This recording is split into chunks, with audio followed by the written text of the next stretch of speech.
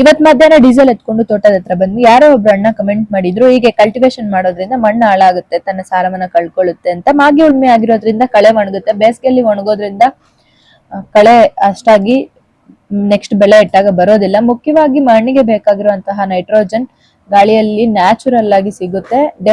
ಇಷ್ಟು ಡೆಪ್ತ್ ಆಗಿ ಕಲ್ಟಿವೇಶನ್ ಮಾಡೋದೇನು ತಪ್ಪಲ್ಲ. ಇನ್ನು ಡೆಪ್ತ್ ಆಗಿ ಕಲ್ಟಿವೇಶನ್ ಮಾಡುವಂತ ಟ್ರಾಕ್ಟರ್ಗಳು, ಎಕ್ವಿಪ್ಮೆಂಟ್ಗಳು ಇವತ್ತಿನ ದಿನಗಳಲ್ಲಿ ಇವೆ, ಮಾಡೋರು ಕೂಡ ಇದಾರೆ. ಸಂಜೆ ಮನೆ ಹತ್ರ ಕೆಲ್ಸ ಆಯ್ತಂತ ಮನೆ ಕಡೆ ಬಂದೆ, ಮತ್ತೆ ನಮ್ಮವ್ರು ಕಲ್ಟಿವೇಶನ್ ಕಂಟಿನ್ಯೂ ಮಾಡಿದ್ರು. ಟ್ರಾಕ್ಟರ್ ಮನೆ ಹತ್ರ ಬರುತ್ತೆ ಅಂತ ಅನ್ಕೊಂಡಿದ್ದೆ, ಹಂಗೆ ಹೇಳಿದ್ರು ಕೂಡ. ಆದ್ರೆ ಮತ್ತೆ ಕಾಲ್ ಮಾಡಿ ಬರೋಕ್ ಹೇಳಿದ್ರು ಅಂತ ಹೋಗ್ತಾ ಇದ್ದೆ.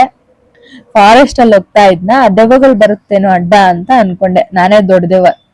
ಮತ್ತೆ ನಿಜ ಬಂದ್ವು ನೋಡಿ, ದೆವ್ವಗಳೆರಡ್ನ ಗಾಡಿಯಲ್ಲಿ ಕೂರ್ಸ್ಕೊಂಡ್ ಮನೆ ಕಡೆ ಹೊರಟೆ.